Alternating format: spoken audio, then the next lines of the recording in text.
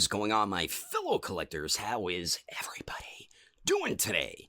Daredevil19 here, and today I am doing a very different type of video that I want to try to do every month or every other month. This was also heavily inspired by the late Glenn Webb with his Evolution of Action Figures videos.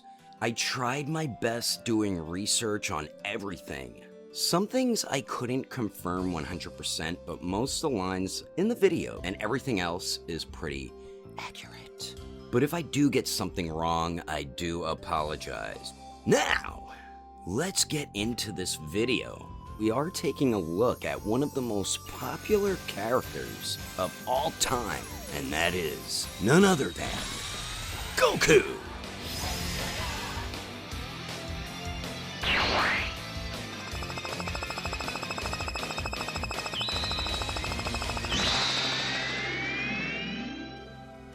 We have gotten tons of Goku figures throughout the years, from the 80s, 90s, to 2000s, 2010s, to where we are at now. Goku is one of the most beloved characters, and most popular characters, period. So of course there's going to be a ton of figures of him. When you ask a random person if they know what anime is, usually the first anime that comes to their mind is Dragon Ball Z, or the first character they think of is Goku. With the popularity of Dragon Ball Z, we got a ton of different Goku action figures, from AB Toys to Irwin Toys, Jakks Pacific, the Hybrid series, SH Figuarts, Dragon Stars, Figurized model kits, and so on. We have also gotten Goku figures in so many different scales, from 3 3/4 inch to 4 inch, 5 inch, 6 inch, 8 inch, and even 12 inch. So not just different toy companies, but also different scales. And as time went by, the figures got better and better. From accessories, more articulation, much better sculpting, more accurate to how the character looks, and just better action figures in general. Then eventually we got to where we are at today with Goku figures that look like he was directly taken out of the anime or manga. I'm mainly referring to like SH Figuarts or Imagination Works, and there is a couple other lines that are doing pretty good. But to me, SH Figuarts is the top dog when it comes to 1/12 scale Dragon Ball Z action figures. Alright, so enough of that. Now, let's get into all the different figure lines for these Goku figures. So starting it off here, this was the earliest figure line I could find that really kind of like started Dragon Ball figures, action figures. But around this time in 1989, the AB Toys line seemed like it was the first big DBZ figure line. I don't recall having too many of these, or if I did, there was only about 1 or 2 of them.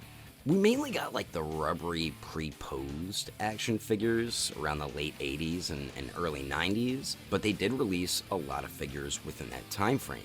They did make them in all different scales, plus they had a few figures with the rubbery bodies that had bendy wire inside them. Back then, that was considered articulation, which it still is actually used today. Example, NECA's gargoyle figures, the tails have the bendy wire in it. So AB Toys, they made in total around 4 or 5 individual Goku figures, so not too many, but they did make a lot of other characters as well. So now moving on, we are done with the 80s, and now we are moving on to 1998 with the Super Battle Collection. This was an early Bandai DBZ line, and they made a little over 40 figures, and out of the 40, about 9 of those were Goku figures, from his powered down form to Super Saiyan, Super Saiyan 3, and Super Saiyan 4. I believe I did have a couple of these, and one thing I really did like were the swappable accessories. Back then, that was different when it came to figures. It also seems like they never made it past 1998 with this line, but these were really before DBZ started blowing up in America. Alrighty, so now moving on to a figure line I know most of you know and most likely started off collecting, and that is Irwin Toys. Now, getting into Irwin Toys, I had a bunch of these. Back when Dragon Ball was blowing up, Irwin Toys hit us with a ton of DBZ figures. We got so many different Gokus from them, to Power Down, to Super Saiyan 3, and more. Now remember, this was before Super started, so we're not going to be getting any other forms. Plus, this was also the time when lame action features were big. I always hated them, and still do, to this day. Irwin Toys made a total of around 72 different figures, and they mainly focused on 2-inch to 5-inch figures, and it looks like they started in the year 2000. And they made around 22 Goku figures, from individually packaged figures to 2-packs, and there were a couple sets with Goku figures included in them. But then, the making of any Dragon Ball Z figures from Irwin Toys ended sometime in the year 2003. But for me, this is where it all began, with collecting Dragon Ball figures, and I'm sure most of you as well. So continuing here, this is another huge toy line, which I had a bunch of these figures, and that is Jakks Pacific. Before we head over to Jakks Pacific, we had another toy line that isn't really talked about too much or even mentioned. I don't even remember this line. So this is the Dragon Ball Toonami line. And this was around like the early 2000s, but still was an articulated figure line. Like I said, I almost forgot about this and I had to add it in.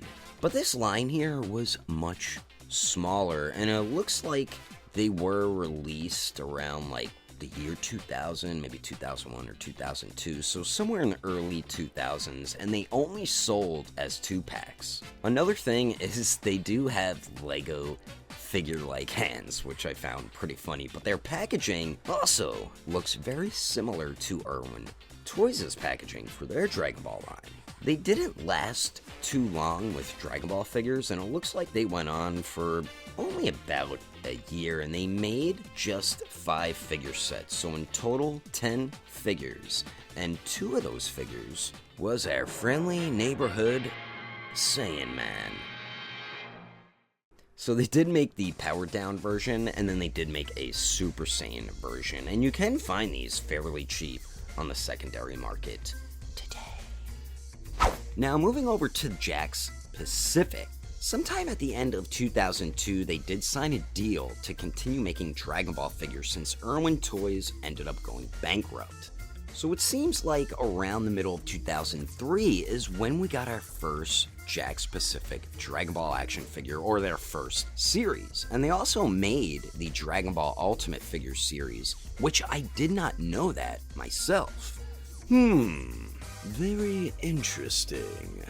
For their regular releases and 2-packs, we got around 57 Goku figures. That's almost as many figures as Irwin Toys made in their entire line. Plus, we did get a couple other Goku figures that was in like the movie sets or something like that, which is pretty cool actually. But the beginning of the line with their basic figures were really fun. The sculpting was much better this time around compared to Irwin. No more stupid action features. Plus, we didn't just get the 1/12 type scale, we also got 1/6 scale figures from them. Something I also loved about their line is they didn't just do the series, they did movie characters. And who doesn't love DBZ movie characters in figure form? Because I know I do, and I know you do too, champ. Along with Star Blast and a lot of other collectors. They also started jumping into Dragon Ball GT. So now Super Saiyan 4 Goku and Vegeta are coming into the picture. But Jakks made a lot of other great characters. Bojack, Battle Damage Piccolo, Pikkon, Bardock, and so much more. They did make just about every version of Goku between Z and GT, like the Power Down Goku, Super Saiyan 3, Super Saiyan 4, Battle Damage, and a bunch of other versions as well. They made all the characters we are currently dying to get in the SH Figuarts line today, like GT Goku. Make GT Goku. So Jakks Pacific really was trying to give us as many different characters as they could, and different versions of characters. Now, as I mentioned before, Jakks did have a smaller scale Dragon Ball line, which was their Ultimate Figure series. Now, this series was more around a 4-inch scale, and I thought it was a pretty cool figure line at the time, but they actually were pretty bad looking. They were just like very blocky, you know, they were just odd, but for the time they weren't bad. So it seems like sometime in 2005 is when Jakks Pacific stopped releasing new Dragon Ball items. Okay, so this is going to be the end of part 1 for the history of Goku action figures. I didn't want this video being super long, so I decided to break it into 2 parts. Be on the lookout for part 2. Hope you guys enjoyed part 1.